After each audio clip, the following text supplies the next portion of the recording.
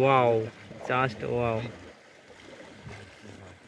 ধরে বসে থাকতে হবে তো, একটা ভুল হয়ে গেল, গাড়িতে রেখে এলো থাকতে হয়। পাথরের নিচে একটা ছায়া থাকে।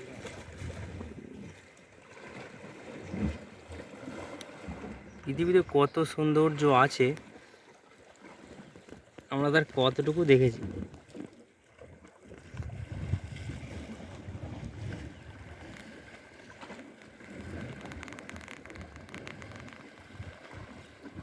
Just amazing.